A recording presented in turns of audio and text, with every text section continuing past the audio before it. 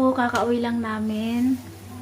So, unang-una nagpapasalamat po ako sa aking big blessing today. So, maraming salamat po ulit sa iyo, Ma'am Sheila. Shoutout po, Ma'am Sheila. Salamat po sa iyo, Ma'am. So, sobrang blessing po talaga. Thank you so much po talaga. Alam niyo na po yun. Basta, thank you. Sobrang thank you po. Papakita ko po sa iyo yung nabili ko po sa pinadala ni Ma'am Sheila sa atin. So, alam niya na talagang uunahin ko yung gatas ni RG. Kasi kahit naman na kasi yung sahod ko nakabili ako ng 4. And then, may natirang 2.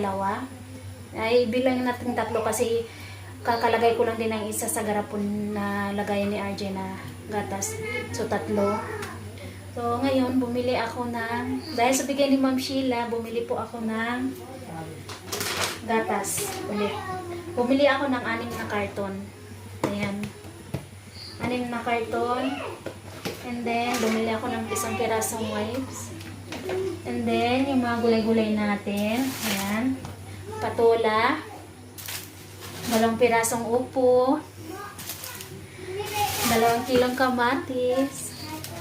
1 kilong, bell pepper. Bell pepper. Oh, bell pepper. Kung hindi ako nagkakamali, ayan. 1 kilo. And then, 2 pirasong cabbage. Yung malaki talaga yung pinili ko. Ayan. At saka, tagi 1 kilo ng ampalaya. Ang lalaki ng ampalaya. Ang sarap nito, gisahin. Tapos, saluan mo ng itlog. Ang sarap. Tapos, 1 kilong ampalaya. And then, 1 kilong talong. So, ayan. Yan lang po yun. Hindi pa. May patatas pa. Ayan yung patatas. Ayan na. Ang binili ko na patatas is 10 kilo talaga. Talagang sinadya ko yun na 10 kilo para mas tumagal. Kasi nga, yung hindi ko dinamihan yung pagbili ng biskwit. At saka yung binili ko na lang talaga yung patatas. At saka bala ko sana kanina na bumili nung yung parang haluan ng gatas pagkainin ng mga bata. Pero hindi na ako nagano kasi mahal. Kaya next time na lang inshallah. Ito yun talaga, kung ano yung importante yun talaga yung inaano ko talaga, no? Pero yung number 1 na pinaka-importante is yung biscuit talaga. Biscuit yung gatas ni RJ talaga. So, thank you so much po ulit, Ma'am Sheila. So, ayan, sobrang saya ko kasi nakabili na, nakapunta tayo ng palengke. Nakita natin ulit yung palengke. And then, nadala ko si Arin, kahit pa paano nag-enjoy si Arin doon. Kahit mabigat si RJ, ang bigat ni RJ dito, masakit niya. Bigat ni RJ, grabe. So, ayun. So, hindi na ako nakabili nung sinabi ni Ma'am Sheila na yung yung parang, yung sinabi ni Madam na basta yung pagkain sa bata, hindi yung parang siyang Cerelac, pero yung pangalan, hirap kasi litukin yung pangalan nun, yun? Basta next time, mabibili ko siya, inshallah. Sa next time, pag makasahod tayo, inshallah, nabibili natin yun. Kasi yung pumunta lang ako dito sa unang palengke lang. Sa mga pangalawang palengke, hindi na ako pumunta doon kasi medyo mahal yung pamasahe sa tricycle doon. So, dito lang ako. So, thank you so much po ulit nito, Ma'am. Ayan. Thank you so much po dahil nabili natin to lahat. So, siyempre, masaya-saya po kasi sobrang laking tulong na to. Thank you so much po, Ma'am. Ayan.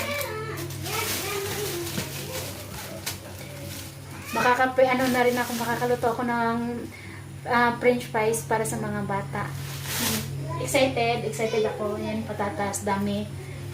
So, ayan. Nulit ko po, salamat po ulit, Ma'am Sheila. Allah bless you more po. Thank you so much po talaga. And papakita ko po sa inyo yung pamamalengke natin. Sana mag-enjoy po kayo sa ating pagpalengke. So, salamat po everyone. Salamat po ulit, Ma'am Sheila. Hello po, magandang hapon. Nandito tayo sa palengke.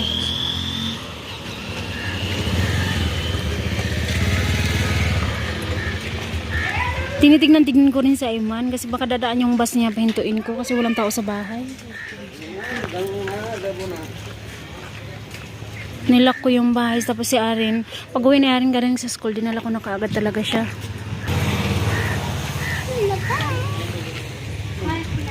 Nag-ano na rin ako, nagpa-check up na rin ako kay RG ulit kasi yung ano ni RG, ewan ko kung rashes ba siya or ano. Palagi niyang kinakamot-kamot kasi yung tenga niya. Ayun, pati yung ulo niya nakasugat-sugat. Kaya nag-ano ako, nung unang check up ko, binigyan ako ng cream para sa kanya. Hindi naman siya nag-okay, uy. Ay. Hindi naman siya naging okay. Tapos yung parindaman. Ito yung clinic. Dito ako palaging nagpapa-check up. Pag sa palengke. Boss yun eh, man. Hindi man siguro. So, pakita ko sa inyo may saluyot dito, oh. Ayan. Pero yung saluyot na yung, anong tawag na doon? Ayun, doon. Mayroon doon sa may tindahan namin. Papakita ko sana yun sa inyo mamaya. Ayan, oh. Saluyot din yan.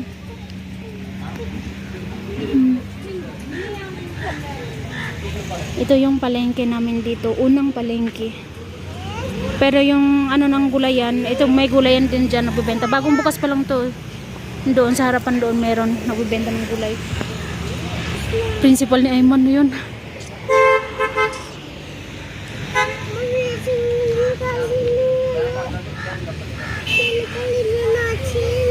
Okay, puts. Ayun. Principal ni Ayman yan nakamotor. Akala ko uwi na. Yung bahay din noon is banda sa amin. Yung sa school ni Arin, lalakarin lang doon. Ang tagal ng doktor, may inaano muna siya. Ewan ko kung ano inaantay kasi bibili na rin. Dito rin ako bumibili ng gatas ni RG. Bibili din ako ng gatas ni RG.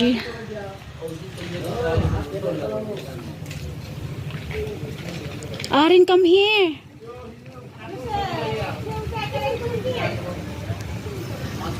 Nandito yung lugar namin, yung views namin. Ayan.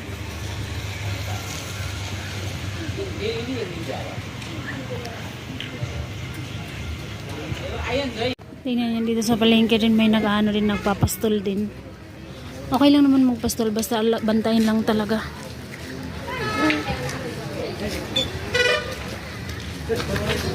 Mga estudyante naglalakad. Pauwi na yung mga estudyante na to. Ang dami estudyante doon na yan. Kaya pag may bike ka, swerting mo na. Ayun. Ay, kalaki. Nag-vertic pa ng truck. Oy.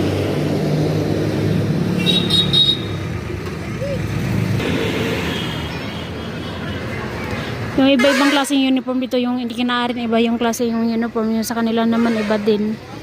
Parang same lang din sa atin. Ay. Pero yung paborito kong uniform sa kanila, yung puti at saka yung yellow na to.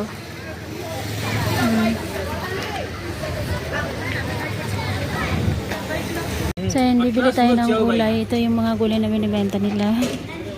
Ang binibili ko, nabili ako ng 2 patula. Bumili ako ng patula, 1 kilo. And then, upo, 2 piraso. Okra, at saka yung sitaw, at saka yung beans. Hindi na ako bibili kasi may sitaw naman kami. Yan. Ito yung mga gulayan nila.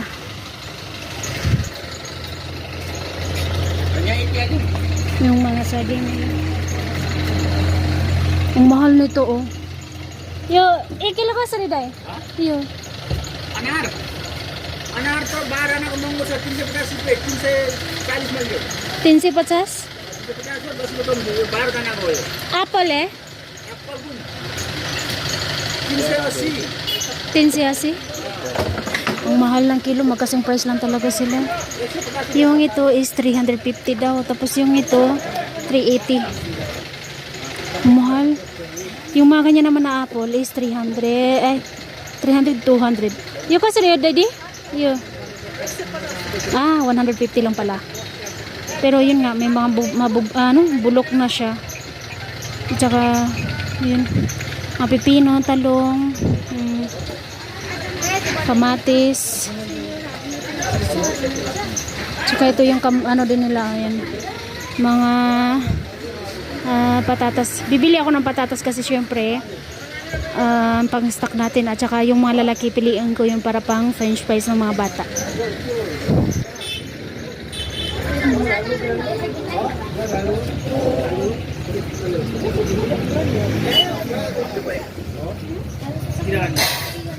Ito yung kadalasan na ginagawang merienda. Kung walang ganito, yung noodles na hilaw. Kunwari pag magtatanim sa palay, magagapas ng palay, harvestan na ng mga palay ba, kadalasan ito yung madaling dinadala. Kainin lang yan, tapos inom ka lang ng tubig, okay na yan. Tapos yung mga munggo nila dito, yan, mga saging nila, palay na maliliit.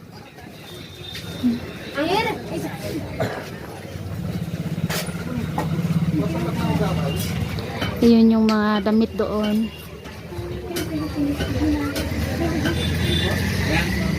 Doon din sa kabila, may nagbibenta din doon ng gulay, tapos yung mga damit.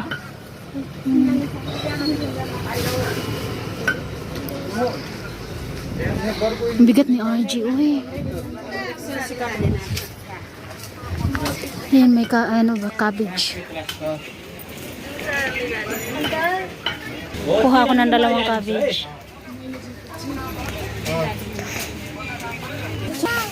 Wait, mami.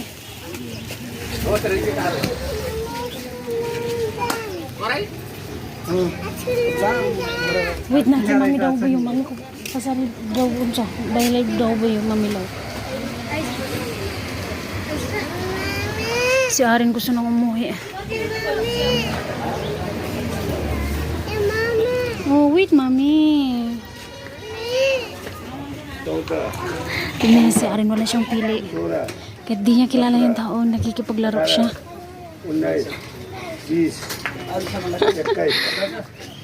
Ay, naku.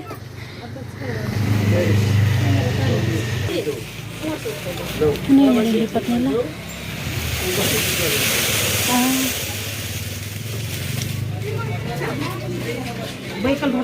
Onion.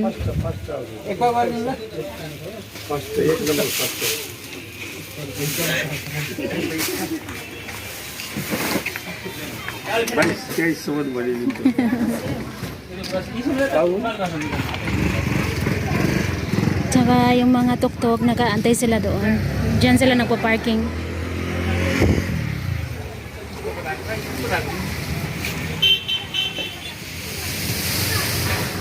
Ang papayat ng mga saging nila.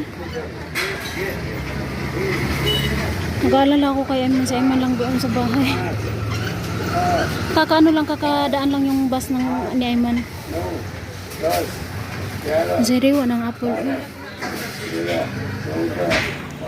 Yung 1 kilong apple nito ng 380. Magkano na yun? 20 na lang yung kulang. 1 kilong manok na. Kasi kung ito naman kasi yung bibiliin ko, tignan nyo siya, ayan o. 150 ang kilo, 1 kilo, 150. Ano mo siya, marami siyang sira.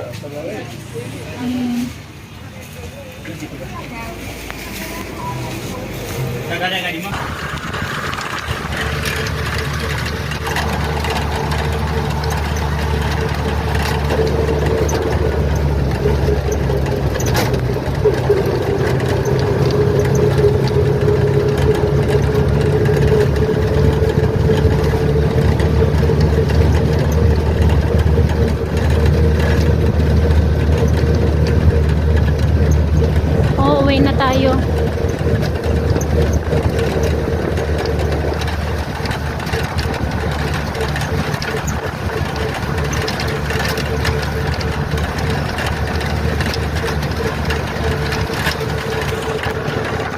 Hindi ko nakita yung mga dalagita kanina. School kasi yung mga dalagita. At saka uuwi sila, nilalakad nila na lang nila tong palengke pa uwi sa bahay ba. Pero pag papasok sa school is nababas sila. Pag pauwi naman, kung may bus, makakabas sila. Pero minsan lang silang makasakay ng bus. Kadalasan nilang ginagawa, nilalakad lang talaga nila yun pauwi.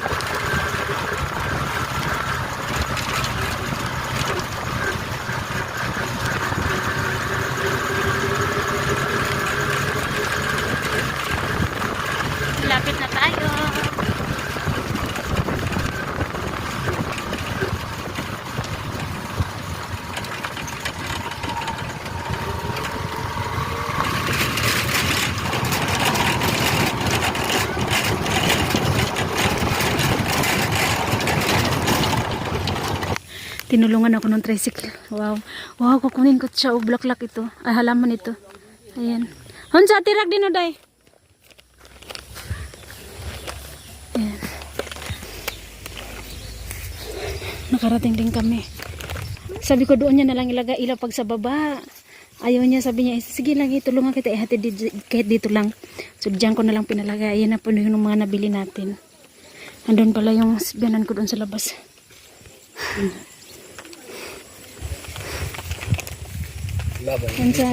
Thank you, Day. Tara. Tara, Arin. Nakauwi rin tayo. So, ayan. Hanggang dito na lang po. Bukas po ulit. Maraming salamat po sa inyong lahat. Bye-bye po everyone. Thank you so much.